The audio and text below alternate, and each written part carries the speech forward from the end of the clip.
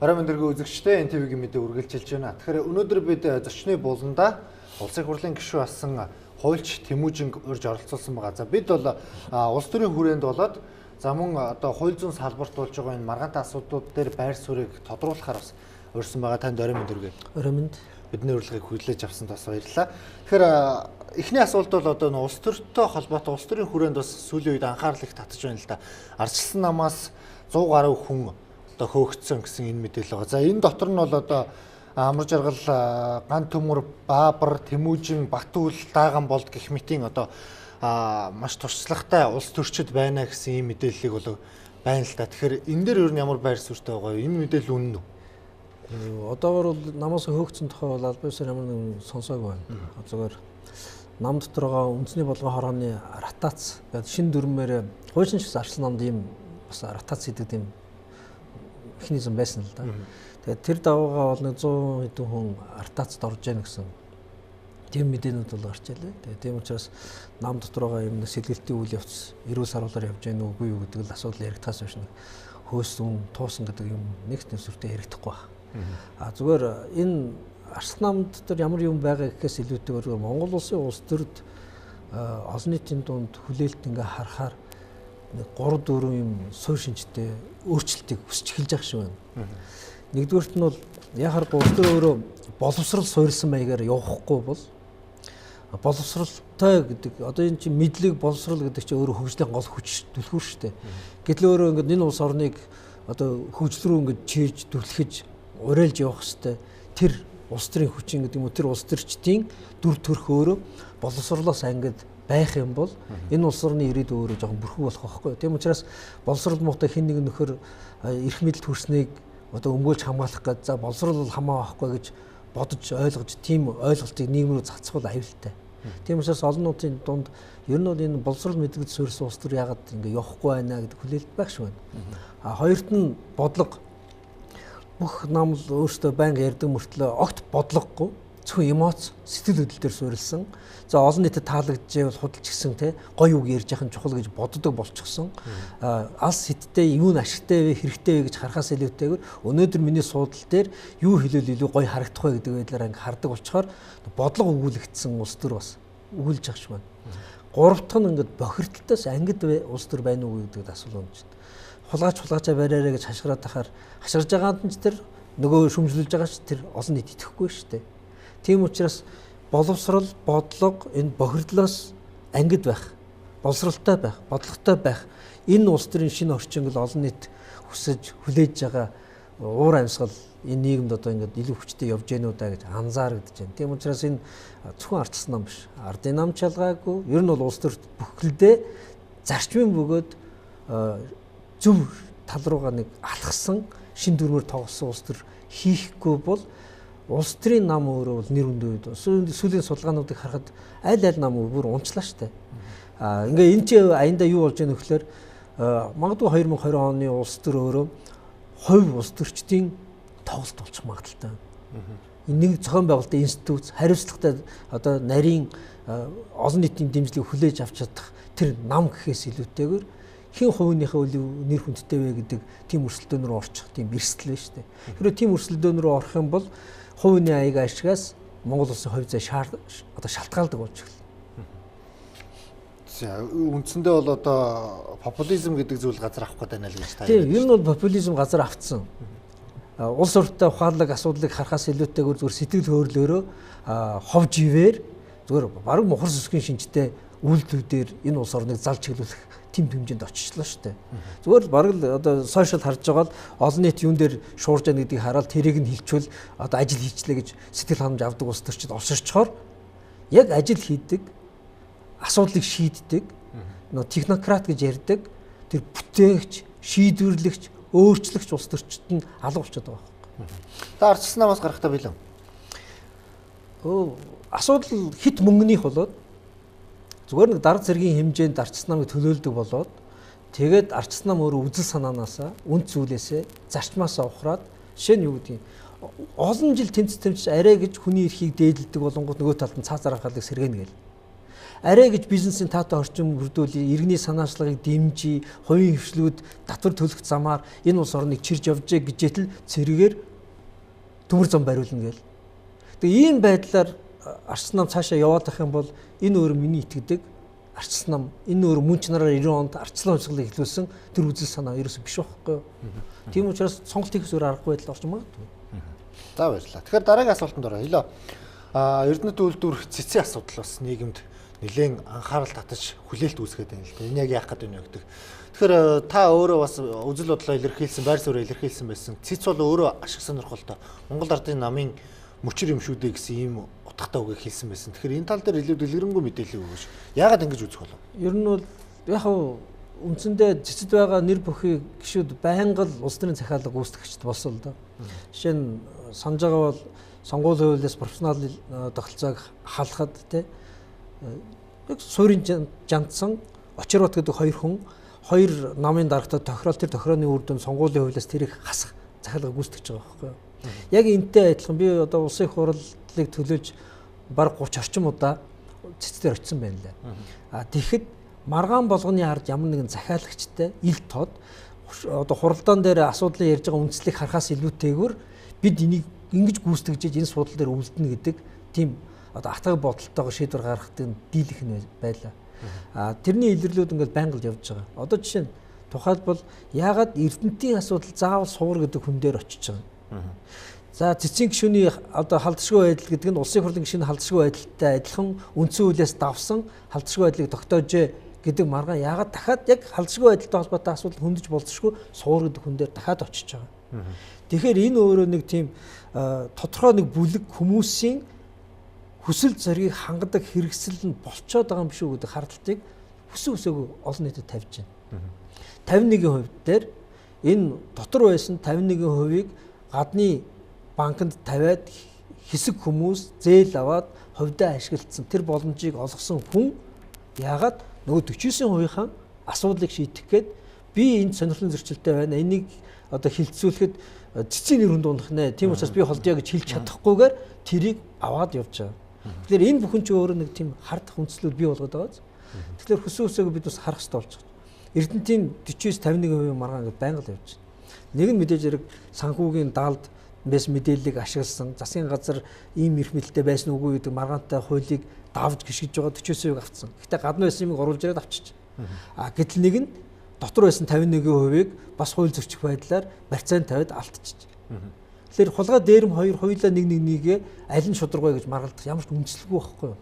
Тийм учраас хаана хууль яаж явж байна гэдэг асуудлаар биднээс харах хэрэгтэй. Тэгээ үндсэндээ бол надад бол 2013 он намайг хууль зүйн сайд байхад Эрдэнэтийн асуудал хөндөгдөж ирсэн. Анх эрүүгээр үүсгэж ирсэн. Тэгээд цагдаагийн байгууллага миний яг тэр үед одоо рапортоор орж иж ирсэн эрүүгийн цагдаагийн газар яг ийм асуудлууд дээр одоо эрүүгээр үүсгэхээс өөр алга байна. Яагаад бол стандарт банк Эрдэнэтээс одоо өрөөнөгч байна. Гэтэл ийм асуудал хөндөгдлөө гэсэн. Стандарт банкных надтай уулзах хүсэл тавьсан. Би уулзсан. Нэр бүхий 3 хүн орж ирсэн орчуулагчтай. Тэгээд одоо засгийн газар энэ үр төлөх асуудал дээр одоо дэмжлэг үзүүлээч гэсэн шаардлага тавьсан. Тэгэхэд бид бол юу гэж хэлсэн гэхээр за Эрдэнэтийг барьцаалах засгийн газар ирэх байхгүй. Хэрвээ энэ барьцаалаад ямар нэгэн зээл авсан бол тэн дээр гар үсэг зурсан хүмүүс бол ямар нэгэн байдлаар эрүүгээр толбогдож одоо энийг шалгагдана гэд. Тэгээд тухайн үед бол цагдаагийн газраас шалгалтууд яваад сугар гихмчлэн нэр бүхэн хүмүүс рүү очсон. Тэд бүгдээр юу гэж хэлсэн бэ гэхээр миний гар үсэг хурамч өрүүлсэн байна гэж хэлжсэн. Эрдэнэт удирдлууд мөн огт энэ асуудлыг үгүйсгэж ирсэн. Тэгээд намайг сайдас бусны дараа бол хэрэг маргаан алилгатай тэнцэх газар шилжиж цаашаа явж байгаа юм бэл. Гэхдээ энд нэг үнэхээр ноцтой асуудал байсан. Яг тэрний дараахан Улсын засгийн газар үе байсан би бас хууль зүйн сайд байхад хөдөлгөөний хөгжлийн банкн дээр 500 сая долларын баталгаа гаргуулах тухай асуудал бас хөндөгдөж байсан. Тэгэхэд хууль зүйн сайдын хувьд манай ямар байр суурь барьсан байх вэ? Эрдэнэтийг баталгаа гаргаж засгийн газар гаргахгүй гэдэг энэ зарчим мөн адилхан байгаа. Тийм учраас засгийн газар бол ямар нэгэн хувийн банкнд баталгаа гарах боломжгүй. Ийм гар үсэг зурагдахгүй, ийм баталгаа гаргахгүй, зөвхөн эдийн засгийн таатай орчныг бий болгох зорилготой Монгол улсад долларын эргэлтийг нэмэгдүүлэх зорилготойгоор зүгээр дэмжлэгийн загтлаг гэнэ үү, алтан уяг гэсэд хувь хүнийхээ хувьд бол би ийм байр суурьтай байна уу гэнэ үү, тийм илэрхийлэл бол хийж болно. Хууль зүйн хувьд засгийн газар ямар нэгэн баталгаа гарах боломж алгаа гэдэг ийм байр суурьтай байсан. Тэгэхээр энэ бүгдийг ингээд цаашаа ингээд харахаар асуудал юу вэ нөх гэхээр улс төрийн эрх мэдэл, эдийн засгийн сонирхол хоёр нийлэх замаар Монгол улсад одоо хууль зөрчсөн байдлаар яаж л мөнгө олж болох вэ гэдэг бүх сувгаар ажилдаг ийм механизмууд ингээд ичнээсээ л ингээд ажиллах гэж оролдоод заримдаа таслан зогсоогдоод заримдаа одоо яваад хэрвээ таслан зогсоогдож байгаа бол тэнд садаа болж байгаа улс төрчдийг зайлуулаад тэгэл өөрсдөө хүмүүсийг тавьж авч байгаа л цаашаа явдаг ийм нэг дүр зураг байсаар л байна л да. Одоо ч гэсэн байна.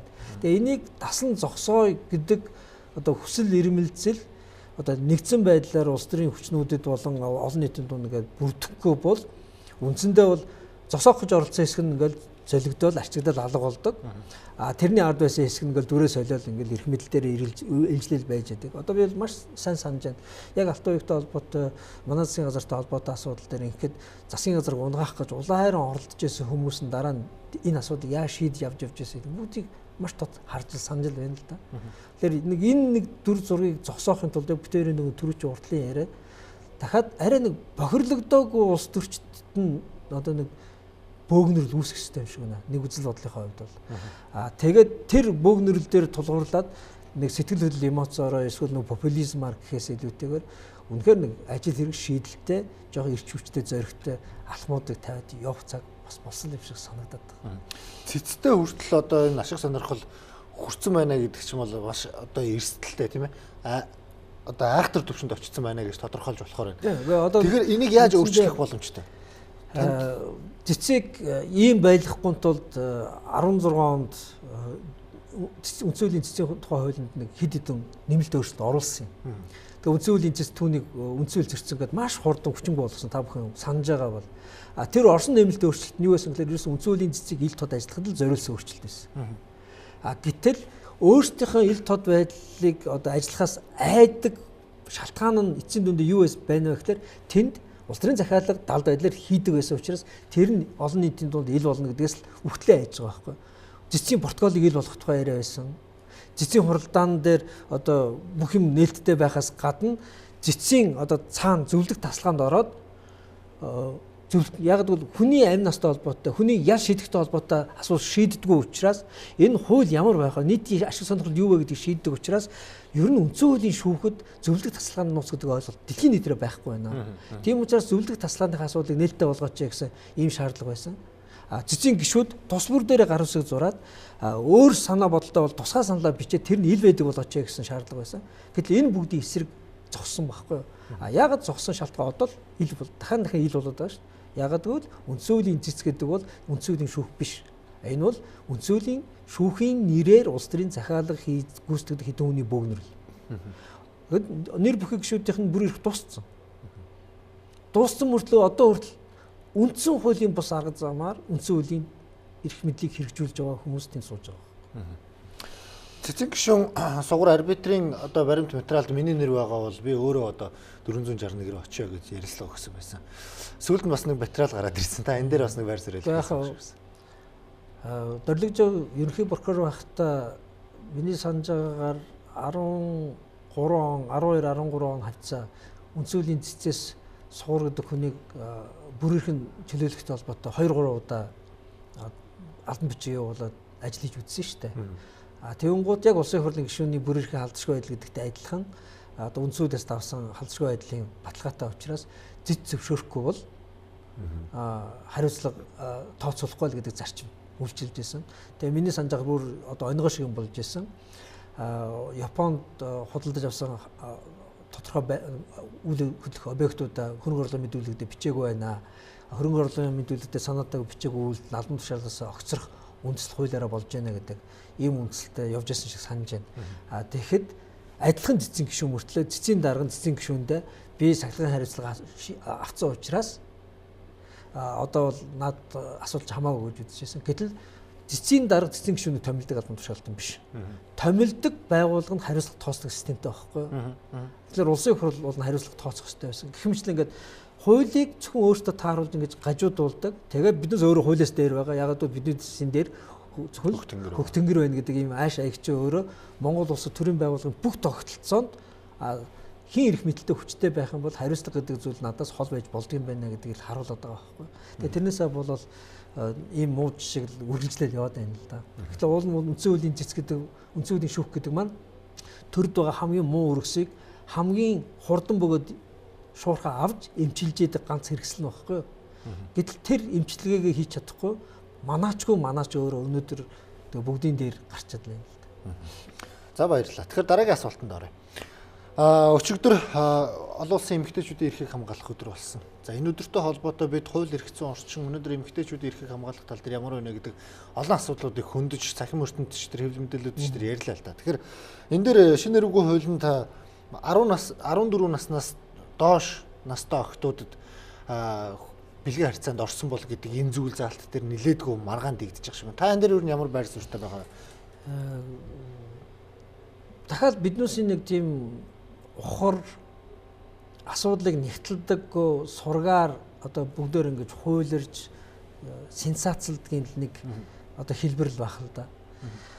Бүгд л ингээл нэг нэгнийхээ би одоо нэг телевиз юм уу хаанаас юм мэдээ явсан шиг байна. Тэгээд тэрийг нь дагаад ингээд Twitter болон Facebook-аар бөөм ингээд бужигнаа үүсчих шиг байна. Нэг нь ч яг эрүүг үйлэн дээр тийм байгаа юм уу гэж legal info руу ороод уншиж үзэхгүй байна. Ядаж энийг мэддэг нэг хоёр хүнээс очиод ингээд ярьцлага аваад эрүүг үйлд яг ийм болцсон юм уу гэд хууль зүйн яамнаас очдөг юм уу. Эсвэл улсын хурлын хууль зүйн байнгын орон дээрээс очиж асуудаг юм уу. Их сурвалжаас очиж асуухгүй байна. Яг бол бид хин хэлсэн яг үнэн үү? Энийг эн чинь цаасан дээр хараар бичсэн байдаг л хууль шүү дээ. Хууль хүн болгонд нээлттэй. Тэгээд тэрийг яагаад олж харддаг юм бол гайхаад байна. Тэгээд би өнөөдөр надад Twitter-ээр хүн асуусан байсан.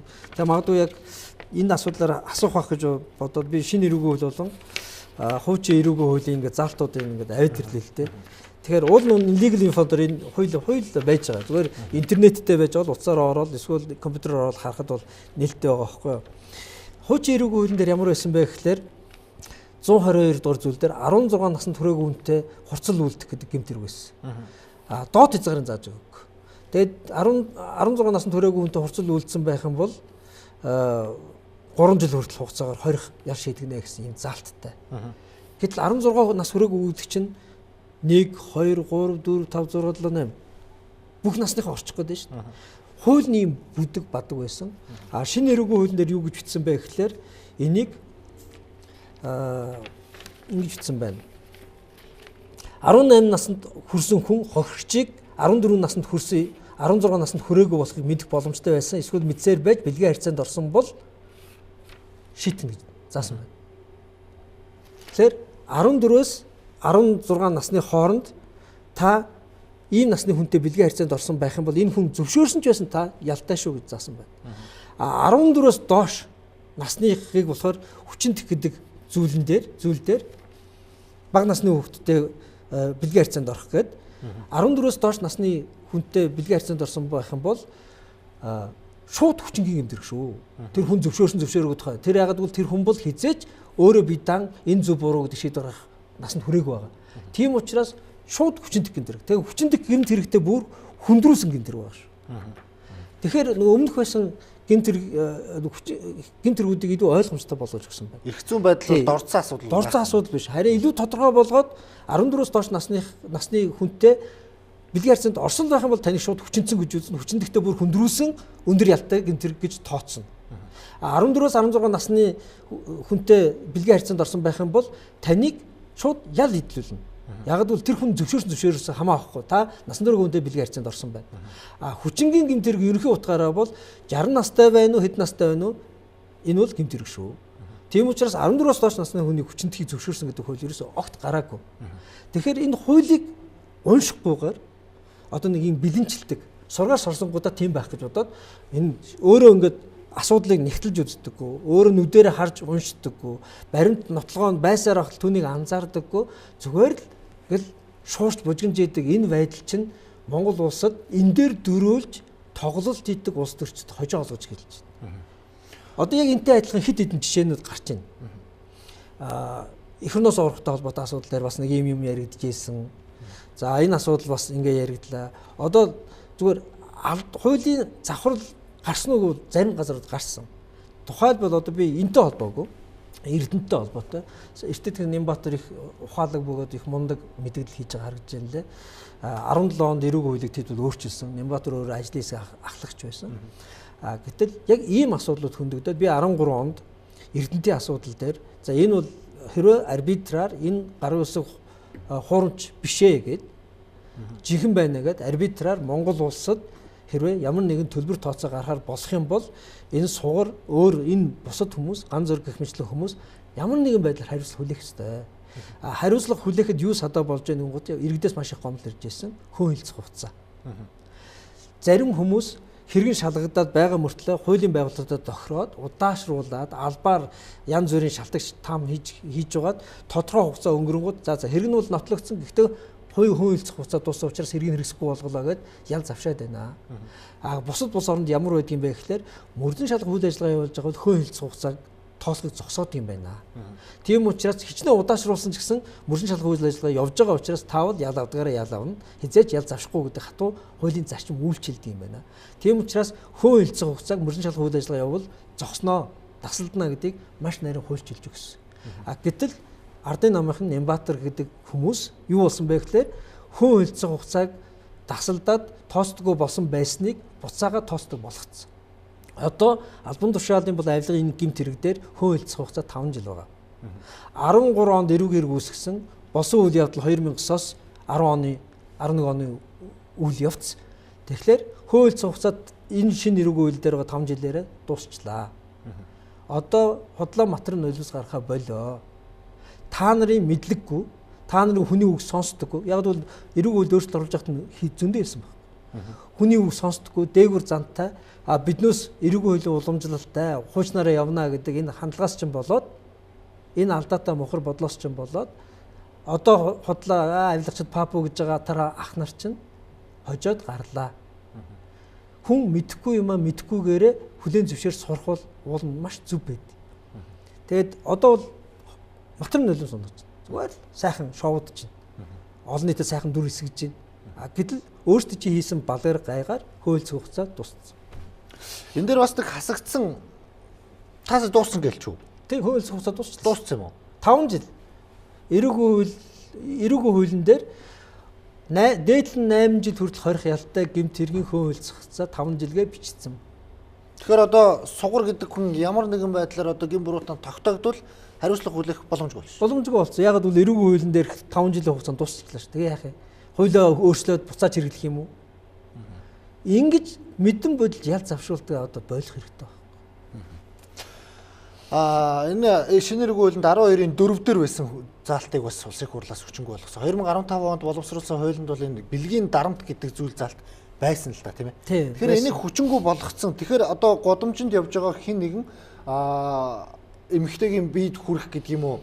Одоо хүрэх хэсгүй газар нь хүрэх гэдэг юм уу? Иймэрхүү дарамт үзүүлэхэд энэ хуулийн хариуцлагагүй болчихлоо гэж зарим үеж тайлбарлаж. Яг уу яг бэлгийн дарамт гэдэг ойлголтыг хоёр анзаар хувааж байгаа. Зарим нь бол одоо эрүүгийн ял шийтгэлтэй байх дарамтууд бол байна. Зарим нь бол зөрчил гэдэг юм уу эсвэл эн чинь буруу үйлдэл шүү гэж те одоо хууль ёсоор одоо буруутгаж харах тийм бас бэлгийн дарамт маягийн үзэгдлүүд байна. Жишээ нь гудамжинд байхад нь одоо янз бүрийн одоо өдөөсөн үгээр дайрт оромжлох ч гэдэг юм уу те эсвэл одоо биед нь хурц тавгүй байдал үүсгэх юм автобус гэмчлэг газар.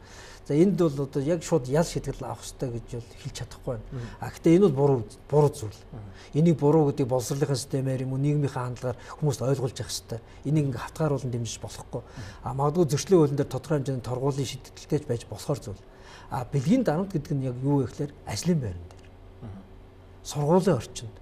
Ягд бол багш тий шав оюутан ч гэдэг юм уу захирал ажилтан ч гэдэг юм уу эн чинь өөрөө нэг тийм иерархи гэж ярьдаг дээрээс доош чиглэсэн захирсан тийм хэв шинжтэй. Тэгээ энэ орчинд одоо чи надтай унтахгүй бол чи миний үгээр байхгүй бол чи бол ажилгүй болно чамайг бол би муу дүнгийн чинь муу тавина ч гэдэг юм уу ийм байдлаар төвчшгүй байдалд оруулах бол бэлгийн дарамт. Энэ бол эрүүгийн хариуцлагатай байх хэрэгтэй. Тэгээ яг ийм байдлаар эрүүгийн хуулийн бичсэн байсныг бол одоо үгүй байсан. Өөрөөр хэлбэл албан тушаалаараа дамжуулах, эд хөрөнгөөр те ямар нэгэн одоо гэрээний ажилтан ч одоо ажил гэртээ гэр үйлчлэгч авчаад тэгээ гэрийнхээ орчин тэр үйлчлэгчээ байнга дамжуулах байлаа. Эсвэл гэртээ оюут охин те одоо оруулж амьдраад хөдөөнөөс маш олон оюутнууд хотод ирж амьдарч байгаа шүү дээ. Тэгээд чи надтай өдгийн харьцаанд орохгүй бол одоо би чамаа гэртээ байлгахгүй шүү гэдэг замаар ч юм уу. Ийм байдлаар ямар нэгэн тэр хүнд буцаагаад чамаа би хохирож чадан шүү гэдэг энэ давтамжтай харьцаагаараа өөртөөгөө унтахыг шаардаж эхэлнэ гэдэг бол бэлгийн дарамт байхгүй юу? Унтаагүй байж болно тий. Гэхдээ энэ бол бэлгийн дарамт. Энийг бол эрүүг хариуцлагатай болох хэрэгтэй байсан. Тэгээ бид бол 15 оны эрүүг хуулиндээ бичсэн байсан. 17 онд ардын намынхан бол энийг одоо хүчингү болгосон. Тэгээ магадгүй энэ нь өөртөөх нүдэр тутамтай байдаг одоо зан үйлтэй холбоотой байсан учраас хуулийн дээрээс шийтгэлдэг гэж уншихад жоохон зовлонтой байсан байж магадгүй л дээ. Том ухрал болсон гэж хэлж байна. Тийм ухрал. Хөрөнгө хурах тухай бас зарлагтай тэмцэх газрын албан тушаалтнууд ярьсан. Зам тээврийн хөгжлийн яамны албан тушаалтанд тансаг зэрэглэлийн хотгонд 644.9 сая төгрөгөөр байр худалдаад авсан. Гэхдээ гин буруутан тогтоогчдод байхад ингэж хууль бусаар хөрөнгөцсөн гэдэг тогтоогчдод байхад хөрөнгө нь хурааж чадахгүй байна гэдэг ийм зүйл. Хуулийн заалт алгаа гэсэн ийм зүйл хэлж байна. Авилгалтай тэмцэх газрын мөрдөгчдийг бол хуульч биш учраас зарим талаараа бол хуулийн бүрэн дүүрэн мэдлэгтэй байх албагүй гэж бодож байна. Гэхдээ хуулийн нэгтлэхгүйгээр бас сэтгэл хөдлөлөөр хуурмаг юм тайлбар хийх бол зовлонтой. Зөвхөн авилгалтай тэмцэх газрын албан хаагчдын буруутай гэхээс дэвтэр шүүх хууль буруу хэрэглэх замаар тэдэнд ийм ойлголт өгсөн юм шиг байлаа. Бодит байдал дээр ингээд цааш нэгээ судлаа сонирхоод үзэхээр. Тэгэхээр энэ дээр ямар асуудал гарч байна вэ гэхээр хуучин эрүүгийн хуулийн дээр хөрөнгө хурах ял гэж байсан юм. Тэр хөрөнгө хурах ял нь бол юу байсан бэ гэхээр хуучин социализм үеийн ял. Хүний өмчиг тэрийг гэмтрийн болоос олсон байна уугүй юу, ээж аав нь өвлж өгсөн байна, өмнө нь өөрийнх нь хөрөнгө байсан байна ялгаагүй хөрөнгийг хураагаад хөрөнгөгүй болгож шийтгдэг. Яг гэвэл хөрөнгөтэй байна гэдэг нь тэр одоо гэмтэр гэж үзэх хэмжээний тийм одоо үзэл сурталчилсан нийгэм байлаа шүү дээ. Тэгэд энэ бол орчин үеийн хүн төрөлхтний хувьд бол ийм хөрөнгө хурах ял бол байж болохгүй юм байна гэдэг байдлаар бол бид бол хассан. Харин хөрөнгө хурах албадлага арга хэмжээг битсэн. Гэмтрийн улмаас олсон хөрөнгийг бол заавал хураана. Тэр гэмтрийн улмаас олсон хөрөнгийг хураахтаа юун зарахыг нь бас хуульчлал тодорхойлж өгсөн. Тэрэнд юун зарахыг тодорхойлсон гэхээр энийг мөрхөнгийг хорхил барагдуулахад зарна шүү. Нэгдүгээрт. Илүү гарсныг нь улсад авна шүү гэж зааж өгсөн. Тийм учраас эрүүгийн хуулиар хөрөнгө хурааж болохгүй байна гэдэг бол худлаа. Жишээ нь үнэлэхгүй хөрөнгөцсөн байна гэдэг чинь үнэлэхгүй хөрөнгөцсөн чинь хууль бусаар тэнд ямар нэгэн хөрөнгө байна гэсэн үг шүү дээ. Тэгэхээр эрүүгийн хуулийн одоо би зүйлийг бүр маш тодорхой хэлээд хий. 7-гийн 5 дээр бичсэн байна. Эрүүгийн хуулийн 7-гийн 5 дээр гэмтэргийн улмаас орсон эсвэл гэмтэрэг үйлдэгтээ ашигласан хөрөнгийг хураана гэд маш тодорхой заасан байна. Тэгэхээр тэр үнэлэхгүй хөрөнгөцсөн байрыг хураах заалт нь эрүүгийн хуулийн 7-гийн 5 дээр байсаар атал ягаад шүүх энийг хэрэгтэхгүй байна. За ийм асуудал ярих хэрэгтэй байсан болохоос хуулийн дээр огт хөрөнгө хурах болохоо болцсон байж таа гэж хэлдэг. Өмнө нь бол хөрөнгө хурах ял гэдэг бол хөрөнгийг хураагаад шууд улсын орлого болгочдөг. Гэтэл хохирсон хүн хогшноор үлдчихдэг байсан байхгүй. Мөнгө авч чаддаг. Одоо бол энэ залтаар бол яасан гэхээр улс бол тэр хөрөнгийг заавал хураана. Хураагаад нэг бол улсыг хохирлгүй болгоно. Нэг бол тэнд хохирсон иргэн байгуул иргэнийг хохирлгүй болгоно. Тэгэхээр ийм нарийн залд орсоор атал энэ хуулийг яагаад хэрэглэхгүй байна гэдэг нь шүүгчдийн мэдлэгийн төвшин хууль хэрэглэн дээр хүрж ийн үү гэдэг асуудал болохоос биш энэ хууль одоо хөрөнгө хураахыг боловцсон гэж худлаа хуулийг гүтгэж болохгүй шүү дээ. Өмнө нь бол одоо хуулийн байгууллагууд хувь хүнийг бол гүтгэж болдог байсан. Одоо бол бүр давраад хууль гүтгэдэг болж эхэлж шүү дээ. Тэгэхээр одоо хууль зүйн яамнаас болон улсын хурлаас энэ хуулийг сурсан таниулах үйл ажиллагааг ишчимжүүлэх хэрэгтэй юм байна. Хууль сахиулах бол хуулийн байгууллагуудын ажилтны давтан сургалтуудыг, үргэлжлэн сургалтуудыг нэлээд сайн дэлгэрэнгүй хийх хэрэгтэй юм шиг байна. Хуулиа уншихгүйгээр том мэдээлэл хийж байгаа энэ албан хаагчдад бас хариуцлага тооцдог механизм ажиллуулах хэрэгтэй юм шиг байна. Тэгэхгүй бол одоо жирийн иргэн одоо хуулийг буруу ойлгоход бол одоо буруутгахгүй те. Энэ хүнд бол хуулийг таньж уншихад арга зүй бас дутагдж магадгүй гэж ойлгож болно. Гэтэл хуулиар иргэдийг айлгаж ичээж амьдралыг шийднэг сүрдүүлдэг нөхдүүд өөрсдөө хуулиа бүрэн дүүрэн гүйцэд уншихгүй байна гэдэг бол энэ өөрөө хууль бол тэдний ажиллаа хийх хэрэгэлдэг гол хэрэгсэл гэхээсээ илүүтэй зүгээр хэрэгтэй үедээ айлгадаг зэвсэг болж хуурах гэдэг шүү дээ. Тэгэхээр энэ асуудлыг дахиад улс ортой харах ёстой л доо. Уул нь намайг хууль зүйн сайд байхад хууль зүйн яамн дээр шинэ гарч байгаа хуулиудтай холбоотойгоор сургалт болон нөлөөллийн ажил хийх бүтэн юм хөтөлбөр байсан. Тэгээд тэр одоо ямар хэрэгж байгааг би мэдэхгүй байна. За баярлалаа танд. Олонний анхаарлыг татсан бас олон асуудал дээр тайлбар байр суурь илэрхийлсэн танд баярлалаа.